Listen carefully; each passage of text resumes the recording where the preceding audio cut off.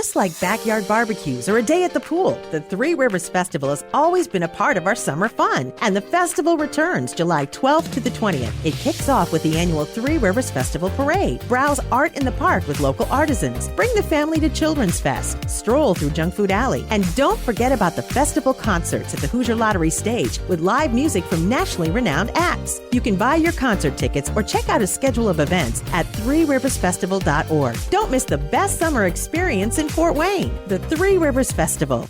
This podcast is sponsored by Ramp. Are you the decision maker in your company? Consider this. For the first time in decades, there's a better option for a corporate card and spend management platform. Meet Ramp, the only corporate card and spend management system designed to help you spend less money so you can make more. With Ramp, you get full visibility into your company's spending and control who spends what with each vendor. Ramp's software collects and verifies receipts instantly to save your team valuable time. Ramp automates data entry and routine tasks with automated approvals, expense categorization and bill payments, time-consuming tasks. Which means you'll stop wasteful spending and close your books in hours instead of days. Businesses that use Ramp add up to 5% to their bottom line the first year. If you're a decision maker, adding Ramp could be one of the best decisions you've ever made. Get $250 when you join Ramp for free. Just go to ramp.com/easy. Ramp.com/easy. RAMP.com/easy. Cards issued by Sutton Bank and Celtic Bank, members FDIC. Terms and conditions apply.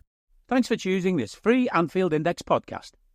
If you'd prefer to listen to this or any of our other shows without adverts, then now's the time to check out Anfield Index Pro. With AI Pro, you can supercharge your entire listening experience. You'll not only get all of our podcasts without the ads, but you'll have them far faster with our Quick Publish feature available exclusively for subscribers.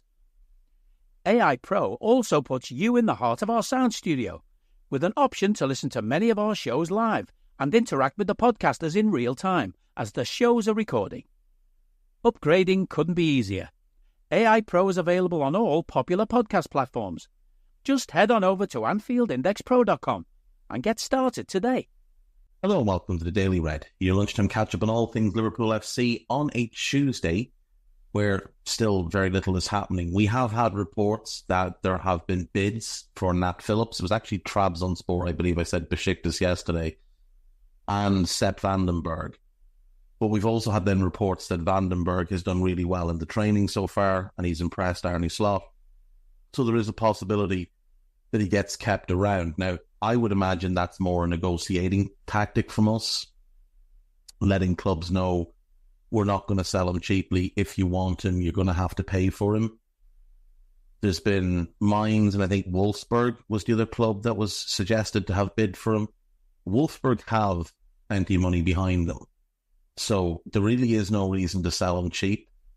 And based on what we've seen of him on loan at Mainz and on loan at Preston, it might just be worth giving him a chance in the first team next season. Not as a starter, obviously, but certainly as a squad player.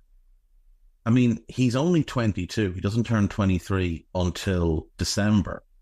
So to give up on a young player would be a little bit foolish, because centre-backs don't tend to develop until they're 23, 24 into what they're going to be. So he's still very young. He's definitely a good player. Like, he's performed really well on the loans. He was actually playing really well for Schalke before he had the horrendous ankle injury. He was in the team for like 8 or 9 games, but he was really good at Mainz last year and is probably the sole reason they stayed up. And he had a good season and a half on loan at Preston, so he's got decent experience under his belt, 137 senior games. He's been capped by the Dutch up to under 21 level. There's some suggestion that he's likely to get called up to the senior team in the next 12 months. He is highly thought of, and I don't really see it as being a bad thing if we can keep him and develop him and he can become a good squad player. Like, wouldn't it be ideal if we saved ourselves a boatload of money by keeping him? Like having Ibu and him for the right-sided spot, and then Virgil and Kwanzaa for the left-sided spot. It seems like a really good group. And I know we all feel like we need to add in defence, and I definitely believe that we do, but the primary thing we have to add in defence is a left-back, not a centre-back. If we can get Lenny Yoro, then that changes things, because he's a very rare prospect. But the biggest need is left-back, not centre-back. We've got the right-back sorted with Trent and Bradley. The centre-backs could now be sorted, and yeah, this is the thing. We're seeing a lot of people getting very excited about news that came out yesterday about this young boy from Chelsea that we're apparently closing in on. I'm not going to try and pronounce his surname. Rio is the first name. He looks incredibly gifted. He's been training with their first team at 15.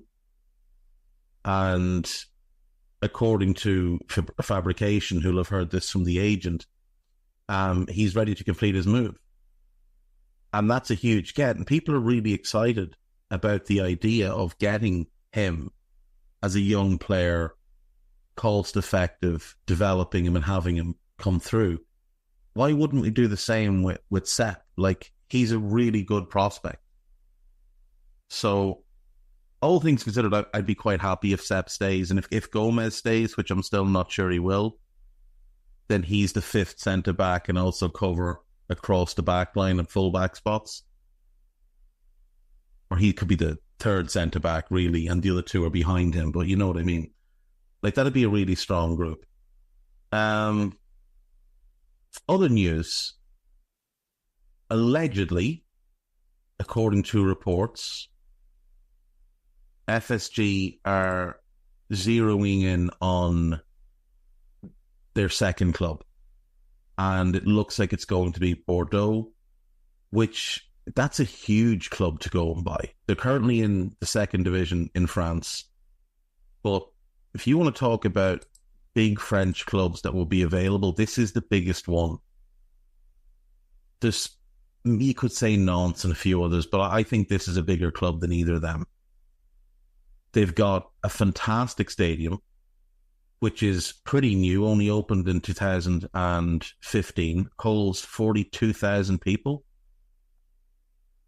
Very, very modern. It's UEFA Grade 4, I believe, so it can host international games. It was one of the host stadiums for the Euros in 2016. It hosted games at the last Rugby World Cup, and it's going to host a bunch of games at the Olympics.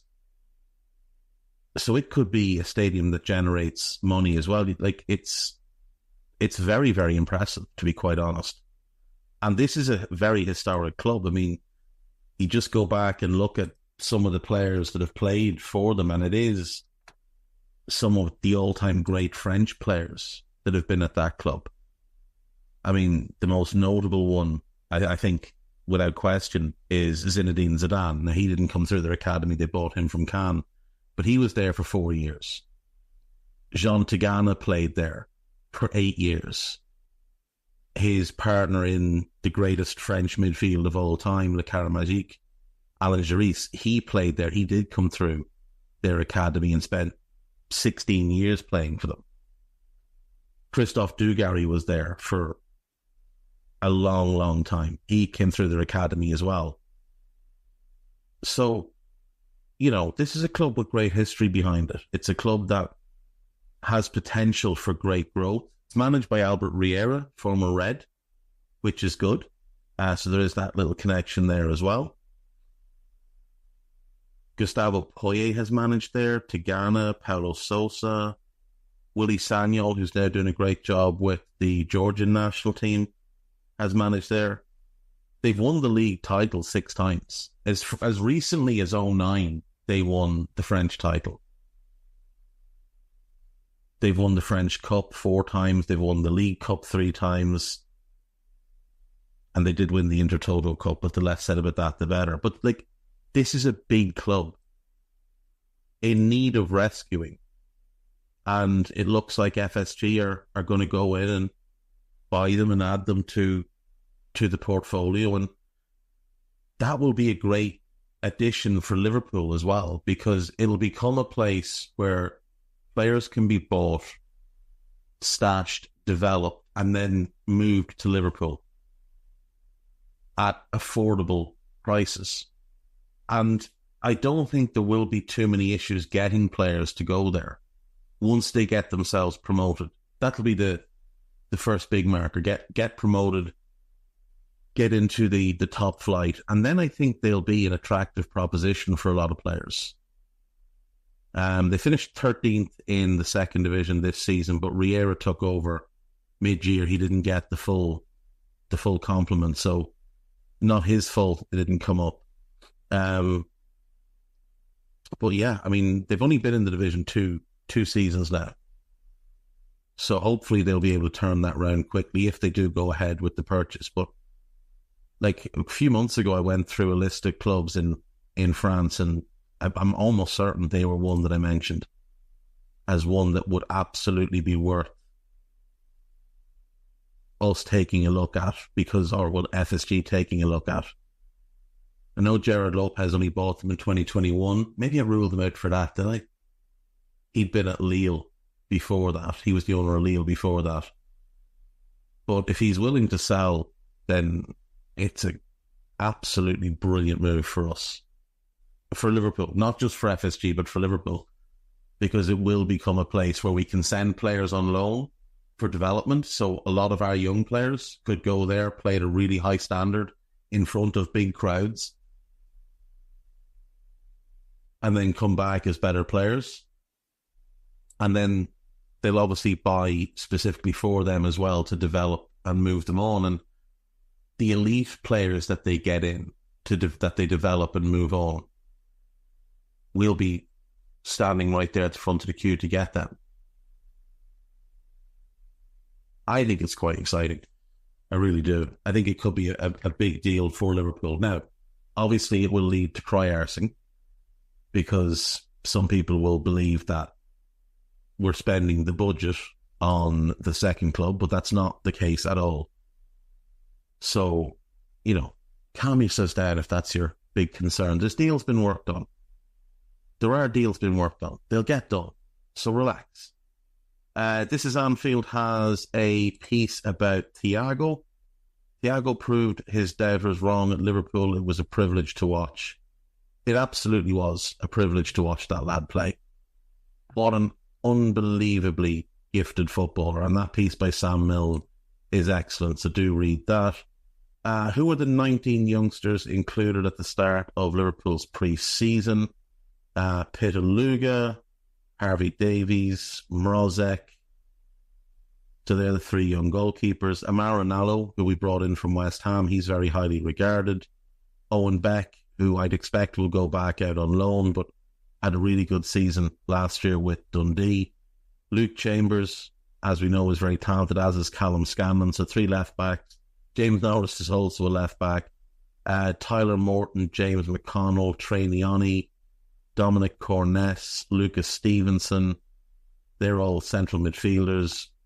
Kieran Morrison's like a second striker, 10 type. Tom Hill's a midfielder. Jayden Dan's a 9. Lewis Kumas is a forward. I think he can play pretty much anywhere in the forward line. Same with Cade Gordon. Same with Harvey Blair.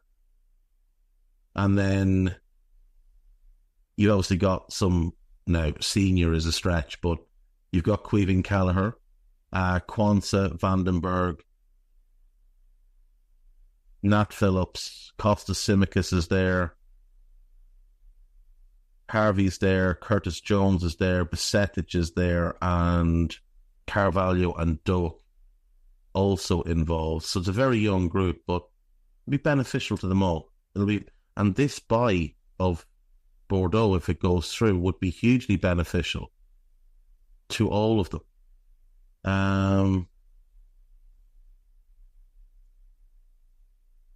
Arne Slot could promote another player to the first team as Liverpool reject bids. That, I'm almost certain, is Sepp Vandenberg. It is Sepp Vandenberg. Looks like our lads know how to ride their bikes without falling off them, so that's another reason why we shouldn't sign Anthony Gordon. Can't ride a bike without falling off it. Liverpool to break wage structure with transfer for Chelsea 15-year-old winger. That's Rio. By all accounts, what we've offered is less than what Chelsea offered, though, so very clear that what he wants is a pathway, and Chelsea aren't offering it. There's a piece about Rayan Aït-Nouri. Why Rayan Aït-Nouri would be an ideal left-back signing. I mean, I really like Aït-Nouri. We've been pushing Aït-Nouri on the committee pod for years now. And if we want to go with an attacking fullback or a traditional type fullback, he's definitely the one to go for. 23, plenty of experience already, well used to the Premier League. Excellent player. Over 140 senior club appearances, 4 caps for Algeria. Can play fullback, wingback, could play in midfield. Excellent on the ball. Great dribbler. Really good defensively. He would make a lot of sense if we want a traditional left back. Someone to replace Robertson, but do what Robertson did in different ways. Obviously, he's not the cross or Robbo is, but better passer, better dribbler. But as a 1v1 defender, I mean, he's locked up Mo a couple of times. He's done it to Saka. He's done it to Foden. He's really, really good defensively as well. So if we want the traditional fullback, he's the one. If we want more of that centre-back one, it looks like Calafiori might go to Arsenal, though it does seem to be held up on the price. I don't think Arsenal want to pay what Bologna are asking. Then Lukeba from Leipzig would make a ton of sense, especially if they are interested in Tyler Morton. Maybe there's a deal to be worked there. But yeah, certainly wouldn't complain if we were to sign Rayan Aït-Nouri. Let's see. We might just check in with Liverpool.com. We might release them from prison and have a look and see if they've got anything of decency for us. Probably not, based on what we've seen recently. Liverpool transfer news live. Karim Adeyemi deal. There will be no deal. João Neves talks. No, not going to happen. There's a piece about Lenny Yoro. A piece about Todd Bowley. Well, it's Michael Edwards and Todd Bowley. I snubbed Liverpool transfer after Manchester United move collapsed and my agent screwed up. Okay, well, we'll come back to that. There's a piece about Diaz, a piece about Trent, a piece about Klopp. Oh, Klopp and the US men's national team. There's a piece about the Turkish winger Barış Alper Yilmaz. I just don't see us moving for him.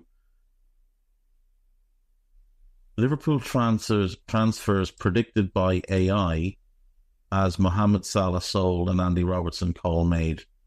Right, well, we'll check that one as well.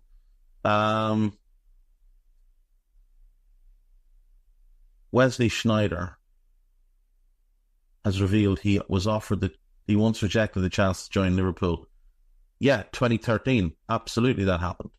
Rodgers tried to get him in January 2013, and we ended up buying Coutinho instead. Rodgers wanted him, and we signed Coutinho instead. Yes, and he ended up 6 months later going to Galatasaray. Right, what's this AI thing saying?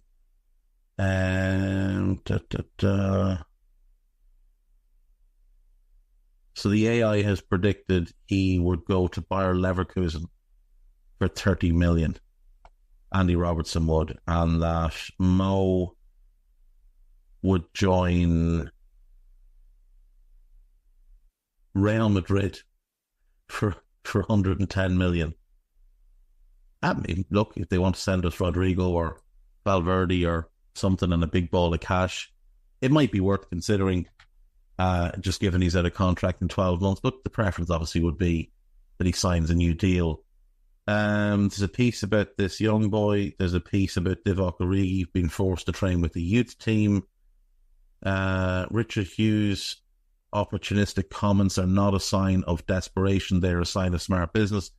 That's written by Sam Maguire on Anfield Watch. There's a piece about Diaz, a piece about Thiago, a piece about Mo, another piece about Thiago, and a piece about Joel Matip. Anfield Index.com. There is a piece about Adeyemi,